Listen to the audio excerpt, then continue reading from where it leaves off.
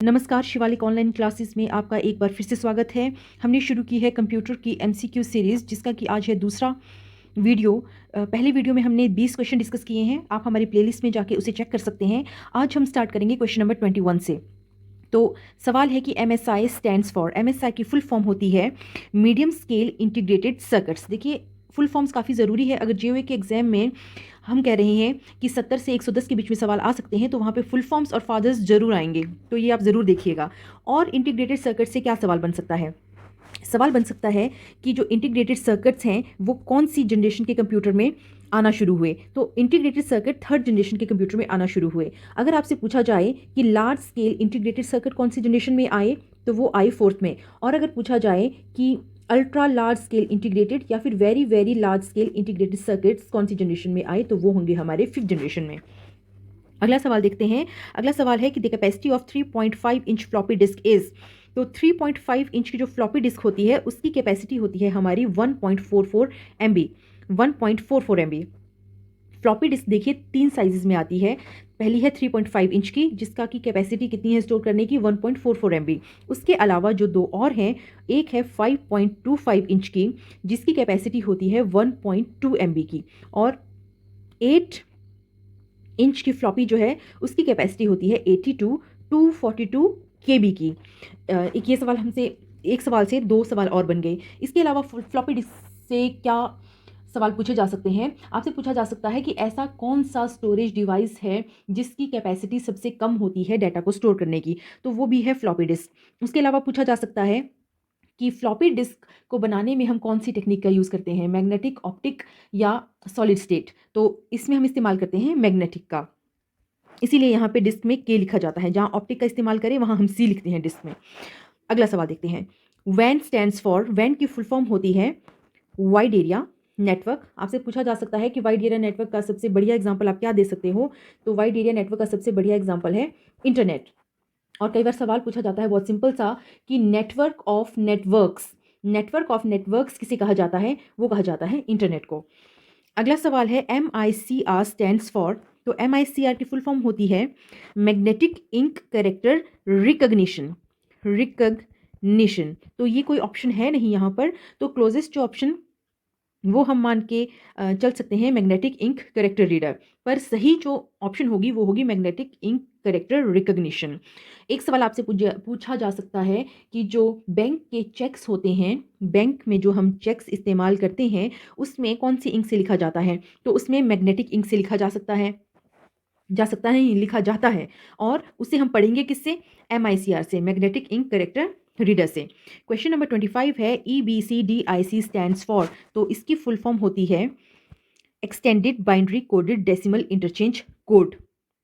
और सवाल इससे क्या बन सकता है कि EBCDIC में जो करेक्टर हैं वो कितने बिट्स को रिप्रेजेंट करते हैं, 4, 8, 32, 128। तो सही ऑप्शन है वो 8 बिट्स को, वो 8 बिट्स को, जो करेक्टर हैं वो 8 बिट्स को रिप्रेजेंट करते हैं, जिसका मतलब ये होता है कि वो अलाउ करते हैं 2⁸8 यानी कि 256 combination of bits. Question number 26 है which of the following is a part of central processing unit. तो हमने कल भी बात की थी कि CPU की अगर बात करें तो उसमें होता है control unit, arithmetic logic unit, और उसके अलावा मेमोरी यूनिट, या हम जिसे रजिस्टर्स भी कहते हैं, रजिस्टर्स। तो यहाँ पर सही ऑप्शन क्या होगा, सही ऑप्शन होगा D, arithmetic and logic unit. CAD stands for, question number 27। CAD की फुल फॉर्म होती है computer aided design. Computer aided design, CAD क्या है, चीज़ क्या है, ये हार्डवेयर है या सॉफ्टवेयर है, तो ये एक सॉफ्टवेयर है। सॉफ्टवेयर भी किस तरह का, एप्लीकेशन सॉफ्टवेयर है, ये एप्लीकेशन सॉफ्टवेयर। क्वेश्चन नंबर 28 है junk email is also called. Junk email को हम और क्या कहते हैं? देखिए, जंक ईमेल्स वो होती हैं जो रेपिटेडली या बहुत बहुत बहुत सारी आती हैं आपको। जैसे अमेजोन वाले अगर आपको लगातार, उनके पास अगर आपका ईमेल आईडी है तो वो लगातार आपको मैसेजेस भेजते हैं, तो वो जंक ईमेल होगा, और उन्हें हम क्या कहते हैं, उन्हें हम कहते हैं स्पैम। ए ऑप्शन है सही। 29 है क्वेश्चन नंबर कि hackers, hackers all have the same motive, break into other people's computers, may legally break into computers as long as they do not do any damage, are people who are allergic to computers। तो hackers कौन होते हैं? hackers वे होते हैं जो कि other people के computer को ब्रेक करते हैं, उनका डाटा चोरी करते हैं, किसी भी चीज़ के लिए कर सकते हैं वो। तो ऑप्शन नंबर बी है सही जवाब। क्वेश्चन नंबर 30 है, what type of computers are client computers most of the time in the client server system. देखिए, दो तरह के सिस्टम होते हैं, एक होता है क्लाइंट सर्वर सिस्टम, दूसरा होता है P2P यानी पीयर टू पीयर सिस्टम में क्या होता है, सभी के सभी कंप्यूटर सर्वर्स होते हैं और वही कंप्यूटर्स क्लाइंट भी होते हैं, यानी कि वो एक दूसरे को डाटा दे भी सकते हैं और उनसे डाटा ले भी सकते हैं। क्लाइंट सर्वर सिस्टम में क्या होगा, इसमें एक सर्वर होगा और बाकी सब उसके क्लाइंट होंगे। तो यहाँ सवाल ये है कि मोस्ट ऑफ द टाइम जो ये क्लाइंट कंप्यूटर्स हैं ये कौन से होते हैं, तो वो होते हैं हमारे माइक्रो कंप्यूटर्स के बारे में कल मैंने आपको बताया था कि साइज़ के बेसिस पे कंप्यूटर्स को अलग अलग बांटा गया है। तो जो हमारे डेस्कटॉप है या जो हमारा लैपटॉप है या नोटबुक है जो हम इस्तेमाल करते हैं, पीडीए वगैरह हैं, वो हमारे माइक्रो कंप्यूटर्स में आते हैं। तो मोस्ट ऑफ द टाइम ये क्लाइंट कंप्यूटर की तरह काम करते हैं। और कल के ही वीडियो में मैंने आपको बताया था मिनी कंप्यूटर सर्वर की तरह काम करते हैं आज की डेट में। अगला सवाल है, a computer can not boot if it does not have compiler, loader, operating system या असेंबलर।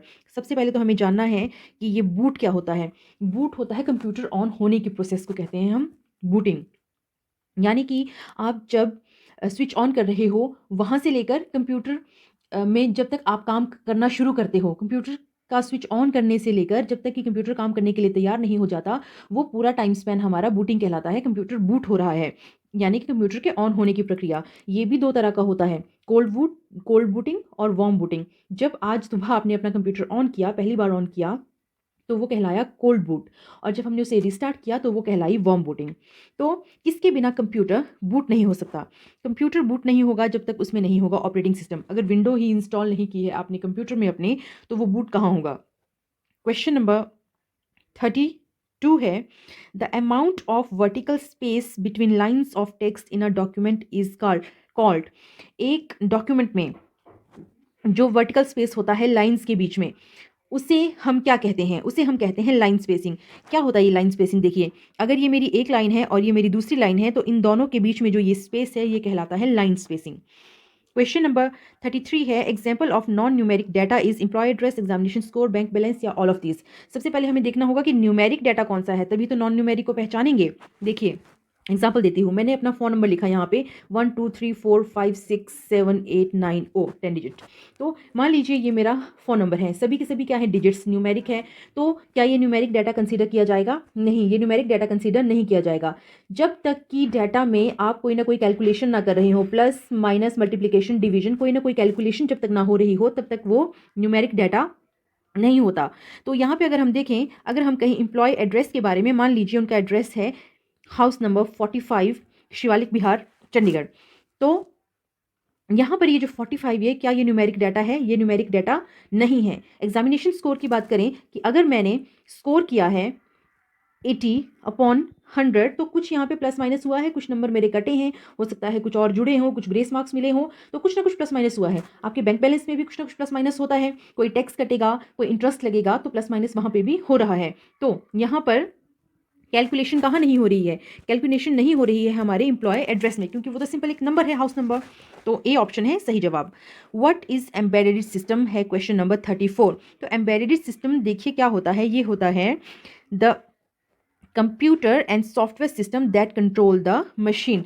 एम्बेडेड यानी एक के अंदर दूसरा, एक के अंदर दूसरा। तो यहाँ पर देखें तो क्या है, कंप्यूटर एक हार्डवेयर है जिसके अंदर हमने सॉफ्टवेयर इंस्टॉल किया है, जिसके अंदर हमने सॉफ्टवेयर इंस्टॉल किया है, और दोनों मिलकर क्या कर रहे हैं, ये कंट्रोल कर रहे हैं किसी मशीन को। अब देखिए यहाँ पर अगर मैं कैलकुलेटर की बात करूं, या आपके घर में जो माइक्रोवेव पड़ा है उसकी बात करूं, वो भी एक एम्बेडेड सिस्टम है, वो भी हार्डवेयर है, उसके अंदर भी कोई ना कोई सॉफ्टवेयर काम कर रहा है, तो वो भी एक तरह का एम्बेडेड सिस्टम है। सिर्फ लैपटॉप कंप्यूटर इसमें नहीं आएंगे। क्वेश्चन नंबर 35 पूछता है कि first page of website is termed as.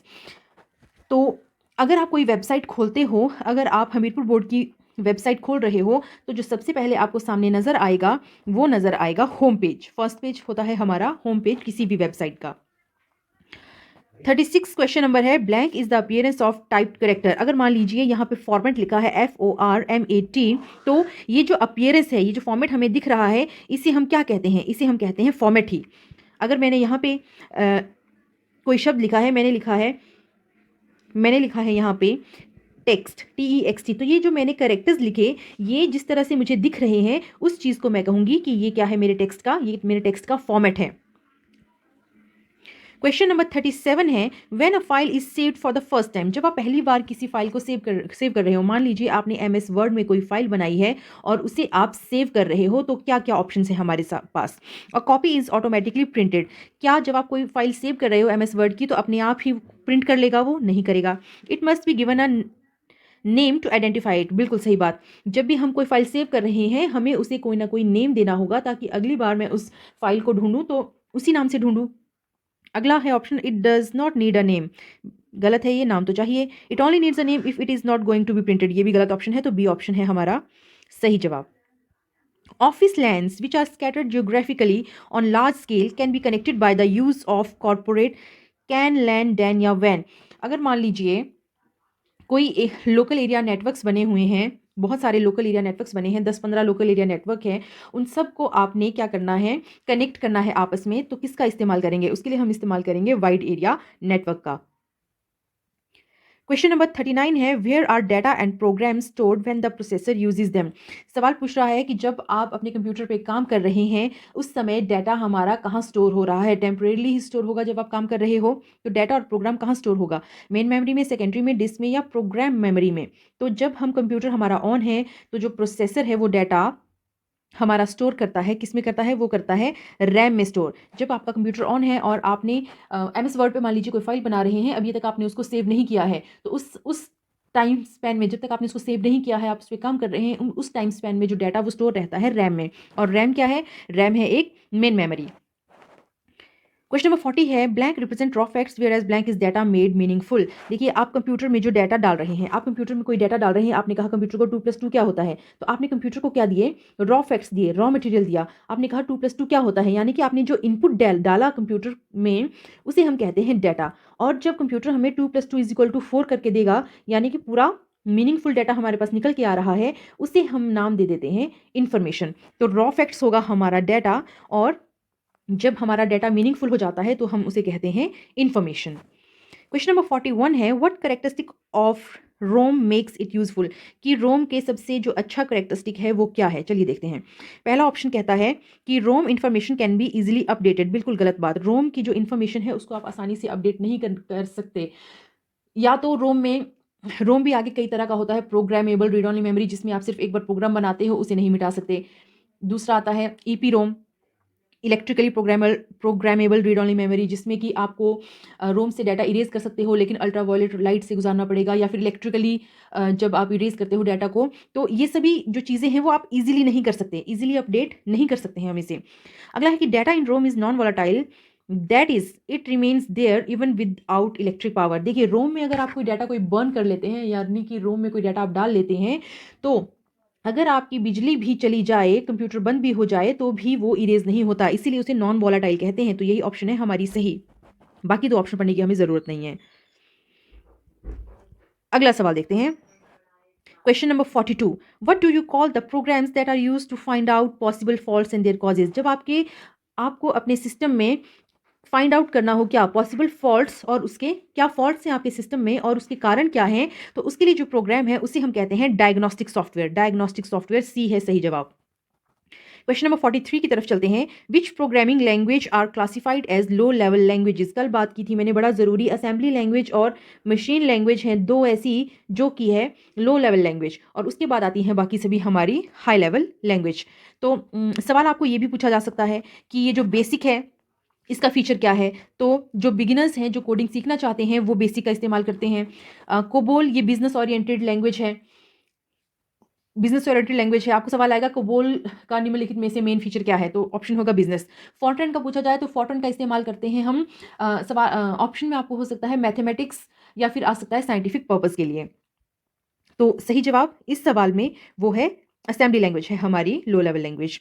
अगला सवाल है, which of the following is not antivirus software. इनमें से कौन है जो एंटीवायरस नहीं है? पहला ऑप्शन है NAV। NAV नहीं, यहाँ पे होना चाहिए था NPAV, जिसका फुल फॉर्म है नेट प्रोटेक्टर एंटीवायरस। तो ये एक एंटीवायरस है। Fprot भी एंटीवायरस है, McAfee भी है, और रेकल जो है हमारा ये एंटीवायरस नहीं है, ये डेटाबेस है, database management system. Question number 45, which device is required for the internet connection. ये सवाल कल भी हमने किया था, ये रिपीट हो गया है। तो इंटरनेट कनेक्शन के लिए हम इस्तेमाल करते हैं मॉडेम का। मॉडेम के बारे में मैंने आपको डिटेल में बताया था, क्या काम करता है ये, फुल फॉर्म क्या है इसकी, तो आप उस वीडियो में चेक कर सकते हैं। नेक्स्ट सवाल है, what does DMA stands for. DMA की फुल फॉर्म होती है डायरेक्ट मेमोरी एक्सेस। देखिए, ये हमारे इनपुट आउटपुट डिवाइसेस हैं। अब हमें मेमोरी एक्सेस करनी हो तो सबसे पहले CPU के पास जाएगा और CPU फिर आगे मेमोरी एक्सेस करेगा, तो जिसमें लग जाएगा टाइम। दो प्रोसेसेस हो रही हैं यहाँ पे।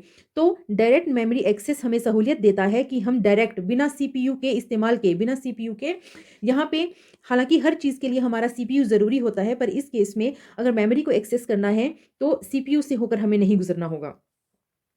क्वेश्चन नंबर 47 है, which of the following is a storage device. Tape, hard disk, floppy disk या सभी।